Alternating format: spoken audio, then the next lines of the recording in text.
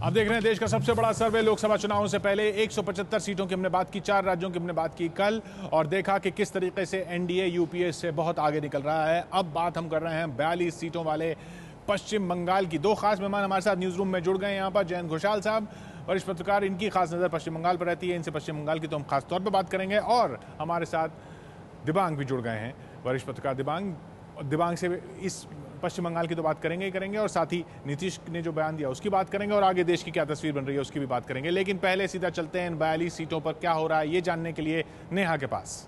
बिल्कुल किशोर, पश्चिम बंगाल में किस तरह की तस्वीर उभर कर आ रही है वो हमने अपने दर्शकों को जरूर बताएंगे। लेकिन सबसे पहले आपको ये बताते हैं कि हमने 5 राज्य दरअसल क्यों चुने हैं। ये 5 राज्य, दिल्ली को इसीलिए चुना क्योंकि इस साल दिल्ली में विधानसभा चुनाव होने हैं। इस वजह से दिल्ली बहुत अहम राज्य हो जाता है। उत्तर प्रदेश की बात हमने इसलिए की क्योंकि यूपी में अखिलेश सरकार को 1 साल पूरा हो चुका है, और हमने देखा हमारे सर्वे में किस तरह से सबसे ज्यादा 24 सीटें समाजवादी पार्टी को आज के माहौल में मिलती दिख रही हैं। महाराष्ट्र की अगर बात करें, कांग्रेस गठबंधन की सरकार है, उन्होंने अब तक क्या किया है और किस तरह से उसका लोकसभा चुनाव पर असर पड़ सकता है, इसीलिए महाराष्ट्र को चुना गया। बिहार की बात करें तो नीतीश बनाम मोदी का मुद्दा वहां पर छिड़ा हुआ है, और इस वजह से बिहार अपने आप में अहम राज्य हो जाता है। उत्तर प्रदेश देश का सबसे बड़ा राज्य, उसकी भी हमने बात की। लेकिन पश्चिम बंगाल की अगर बात करें, ममता सरकार को आज 2 साल पश्चिम बंगाल में पूरे हुए हैं, और इस वजह से पश्चिम बंगाल अहम राज्य हो जाता है कि अगर आज की परिस्थिति में पश्चिम बंगाल में चुनाव होते हैं तो किस तरह की तस्वीर सामने आएगी। लेकिन 2009 में लोकसभा चुनाव के नतीजे क्या कह रहे थे? पश्चिम बंगाल में 42 सीटें, टीएमसी के खाते में 19 सीटें गई थी, लेफ्ट को मिली थी 15 सीटें, कांग्रेस के खाते में 6 सीटें और बीजेपी को मिली महज 1 सीट। ये 2009 की लोकसभा चुनाव की तस्वीर थी।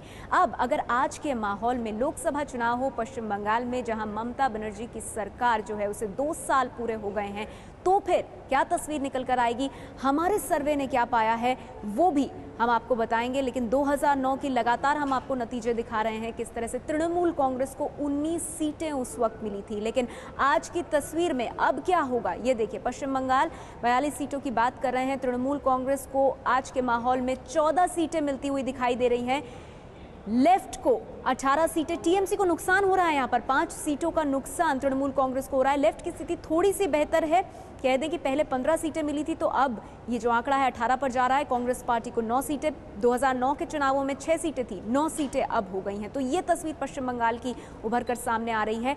एक तस्वीर ये है, एक सिनेरियो कि अगर तृणमूल कांग्रेस यूपीए में आ गई और फिर लोकसभा का चुनाव लड़ा तो तब तस्वीर क्या होगी। तब कांग्रेस और टीएमसी के कंबाइन को मिलेंगी 24 सीटें, यानी मामूली फायदा, बहुत ज्यादा फायदा नहीं मिलेगा अगर ये दोनों पार्टियां आकर भी साथ में पश्चिम बंगाल में चुनाव लड़ती हैं। लेफ्ट को 17 सीटें, लेफ्ट पहले से अपनी टैली को बेहतर करेगा, लेकिन बहुत ही मामूली कह सकते हैं कि ये बढ़त, और बीजेपी का खाता भी नहीं खुलेगा। तो ये तस्वीर पश्चिम बंगाल की उभर कर आ रही है, जहां लोकसभा की 42 सीटें हैं। किशोर जी नहीं, तो यानी इन आंकड़ों के हिसाब से तृणमूल कांग्रेस को नुकसान जरूर हो रहा है, लेकिन फिर कांग्रेस को फायदा हो रहा है, और लेफ्ट को बहुत ज्यादा फायदा नहीं हो रहा है। यानी जो बहुत ज्यादा लेफ्ट वापस आने की स्थिति की उम्मीद कर रहा था, वैसी तस्वीर बन नहीं रही है। जैन साहब देखिए, अभी लेफ्ट के लोग भी मानते हैं कि 2 साल में जो स्पेस तैयार हो रहा है, मतलब लेफ्ट के लिए, उसके लिए और टाइम लगेगा।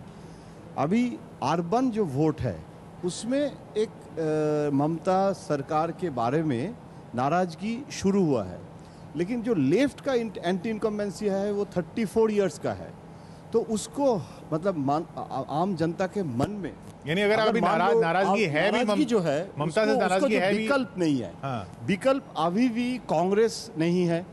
अभी लेफ्ट को, जिसको 34 इयर्स रूल के जो अभी एकदम घृणा हो गया था, जिसके कारण ममता बनर्जी आई है, वो फैक्टर अभी भी कंप्लीटली न्यूट्रलाइज नहीं हुआ, और लेफ्ट के लोग मान रहे हैं। मुझे सीपीएम के लीडर्स कहते हैं कि जो आप लोग कह रहे हैं कि बहुत नाराजगी है, वो जितना मीडिया में हम देख रहे हैं, लेफ्ट के लोग कह रहे हैं कि हम वो मानने के लिए अभी भी नहीं तैयार है।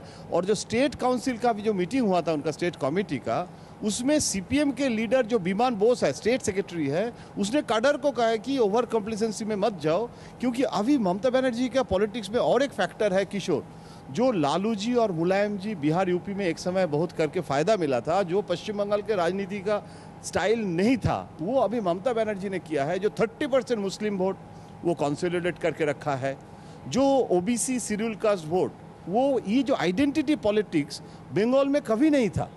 और ये एक अजीब सवाल मैं आपसे पूछना चाहूंगा, अभी जो बीजेपी ने वरुण गांधी को पश्चिम बंगाल का प्रभारी बनाया, उसका कोई असर होगा वहां पे? देखिए, मुझे लगता नहीं है, क्योंकि पश्चिम बंगाल के जो मानसिकता है उसमें बीजेपी के बारे में मतलब जो फैक्टर, देखिए वरुण गांधी एक बंगाली उनके अभी पत्नी है और वो शांति निकेतन से है, और वो अगर जाके खुद उनके साथ दामाद बनने का कोशिश करे तो भी मुझे लगता नहीं है कि आइडियोलॉजिकली जो रेडिकल एक लेफ्ट विंग बंगाल माइंडसेट है, श्यामा प्रसाद मुखर्जी हो सकता है कि जन्म दिया था इस पार्टी का, लेकिन बंगाल में बीजेपी का, अगर बीजेपी का कुछ बढ़े ना तो उसमें लेफ्ट का फायदा हो जाता है वहाँ, और उसमें डिवीजन वोट होने से नुकसान होता है। इसीलिए देखिए हावड़ा जो चुनाव अभी बाई इलेक्शन है लोकसभा में, उसमें बीजेपी ने ममता को संदेश देने के लिए कैंडिडेट ही नहीं दिया।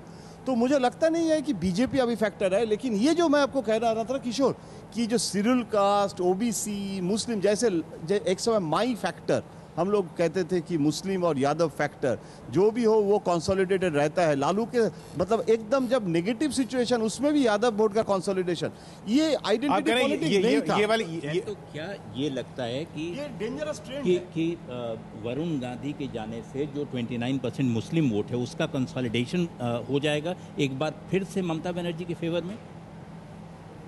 अभी ये देखना है, क्योंकि आप जो सवाल कर रहे हैं ना, ये बंगाल में चर्चा का विषय है, क्योंकि वरुण गांधी भी अभी वो जो हेट स्पीच वो रोल में वो अगर वो किस रोल में, क्योंकि उसको यूपी में कैंपेन करना वरुण गांधी के लिए तय है, और वेस्ट बंगाल बीजेपी के लिए नॉन प्रायोरिटी स्टेट है, और बीजेपी को ममता को सपोर्ट करना ज़्यादा जरूरी है बंगाल में अपना खाता खोलने से।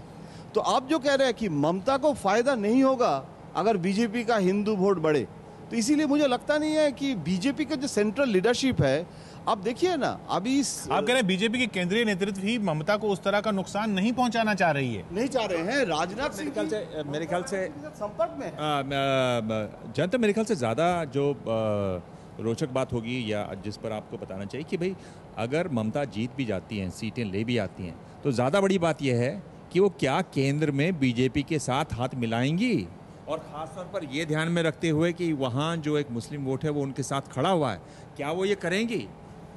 अभी ममता बनर्जी हर गांव में जाके जो भाषण दे रही है, अगर आप फॉलो करें, उसमें कह रहे हैं पब्लिकली कि मेरा एक ही एजेंडा है, अगर मैं आपके बेटी है बंगाल के, तो मेरा एजेंडा है सेंटर से कांग्रेस को हटाना।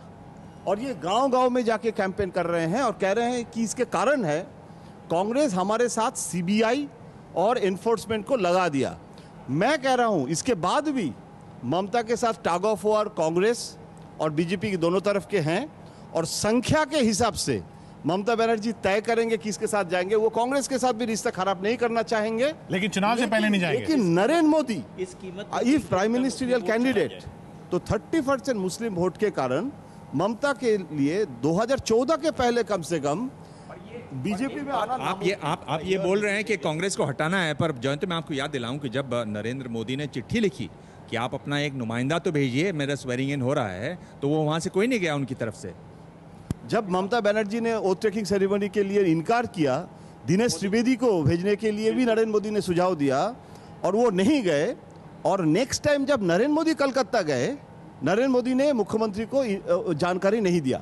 तो मैंने खुद पूछा था कि क्यों आप नरेंद्र मोदी जी क्यों नहीं दे रहे हैं आपके अभी चीफ मिनिस्टर का प्रोटोकॉल। तो नरेंद्र मोदी जी ने बता दिया कि कोई प्रोटोकॉल ऐसे नहीं है कि चीफ मिनिस्टर से मिलना जरूरी है। लेकिन नरेंद्र मोदी का मैथमेटिक्स ये हुआ कि जब ओथ टेकिंग सेरेमनी में रिजेक्ट किया, सिर्फ रिजेक्ट नहीं, ममता उसके बाद राइटर्स बिल्डिंग में जानकारी दिया कि नरेंद्र मोदी ने इन्वाइट किया और मैंने इनकार कर दिए। तो इसका मतलब मुस्लिम वोट के लिए यानी ये भी बिल्कुल नीतीश कुमार की तरह की राजनीति हो रही है। जी, एक सवाल मेरा इनसे है कि ये जो सर्वे कह रहा है, इससे आप कितना सहमत हैं? उनसे सवाल है। आप इस सर्वे से सहमत हैं? अलका जी पूछ रही हैं।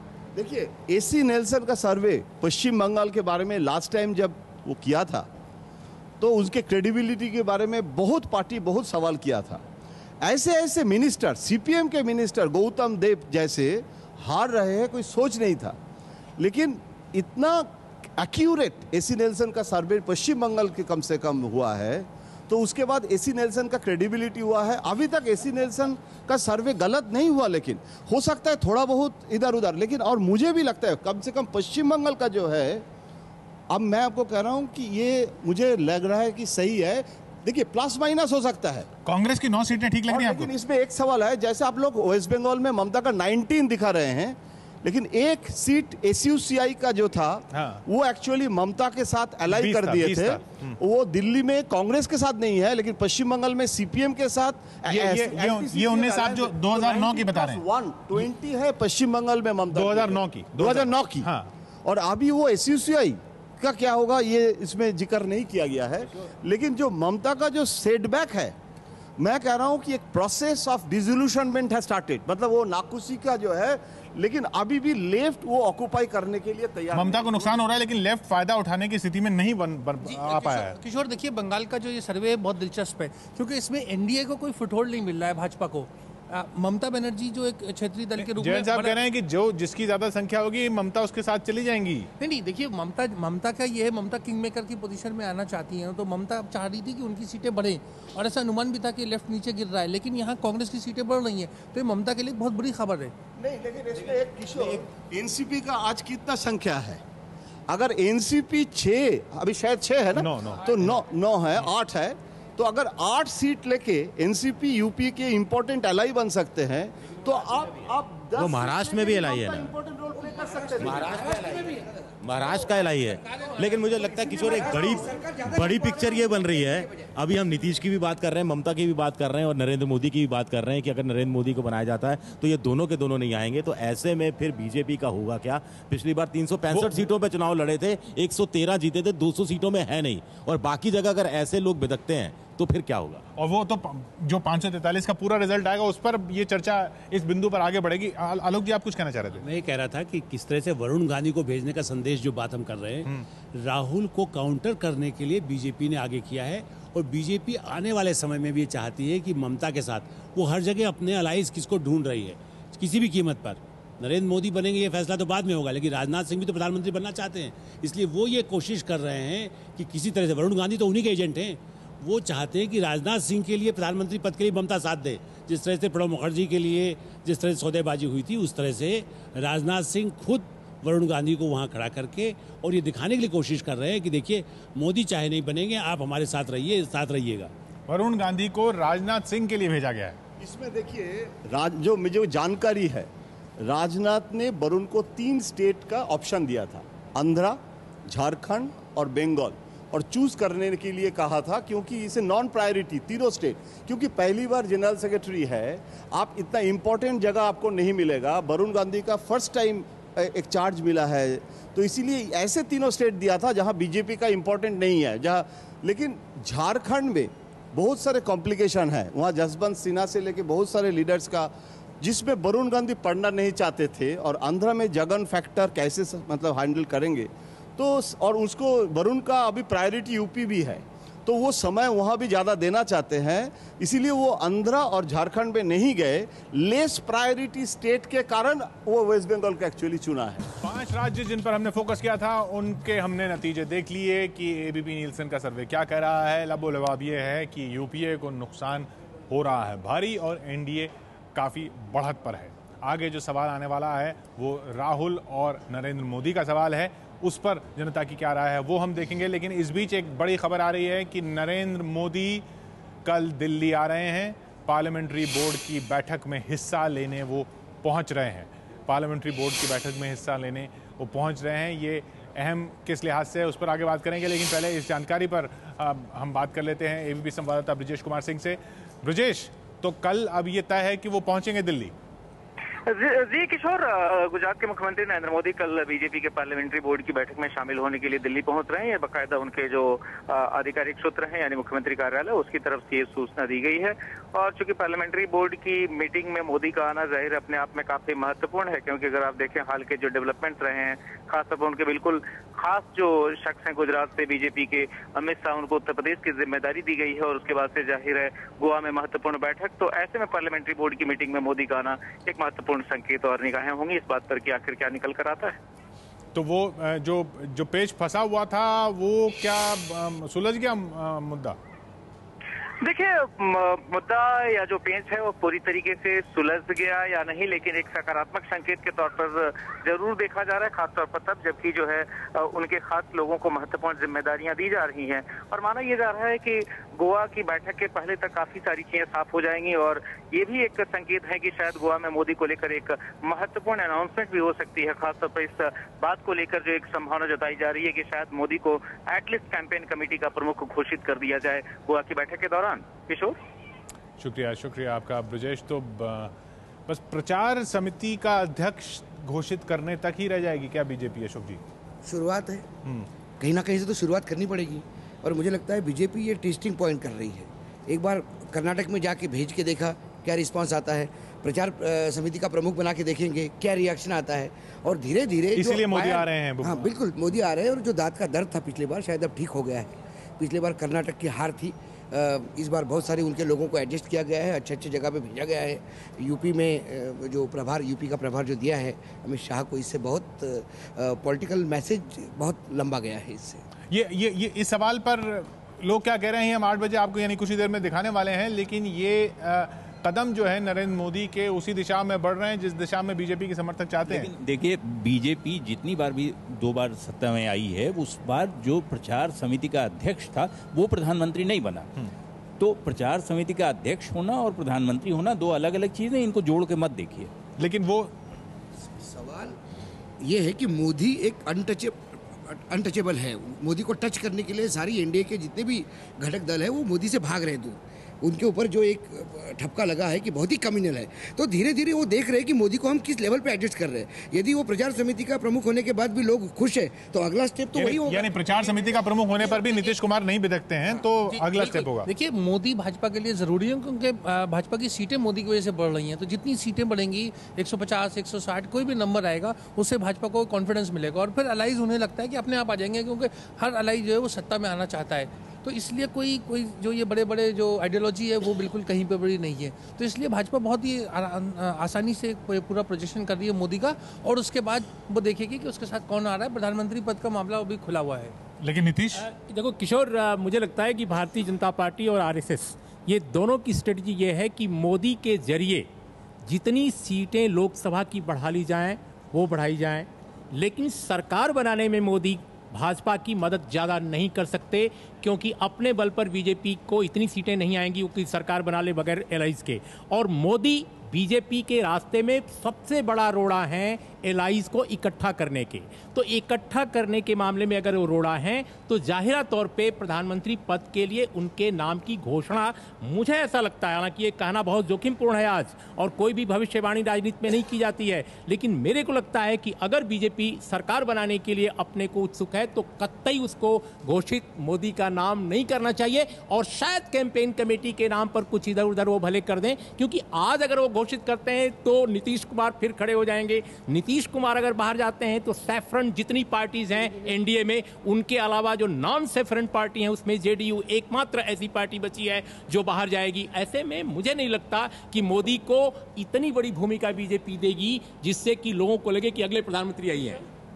आपके पास लौट रहा हूं और इस सवाल पर तो हम आगे आ ही रहे हैं। इस आंकड़े भी देख रहे हैं कि देश की जनता क्या कह रही है मोदी और राहुल के सवाल पर, या पीएम की रेस में कौन आगे उस सवाल पर। लेकिन इरफान साहब ने क्या बनाया है उस पर नजर डाल लेते हैं। ये बिहार है, इधर से चलते हैं। हाँ। लोहा जितना पुराना होता है तो ऐसा लगता है जैसे जंग लग जाती है, लेकिन ये कयास जो है एकदम से उल्टा होने जा रहा है और लोहे के अंदर जंग नहीं बल्कि उसकी तेज धार हो गई है। ममता जी के लिए नुकसानदायक हो सकती है।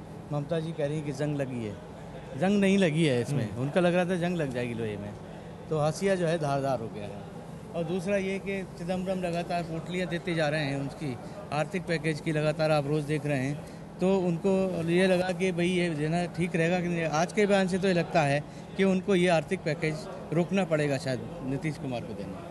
कल का भरोसा नहीं कह रहे हैं नीतीश कुमार और लेते जा रहे हैं केंद्र से आर्थिक पैकेज पर आर्थिक पैकेज।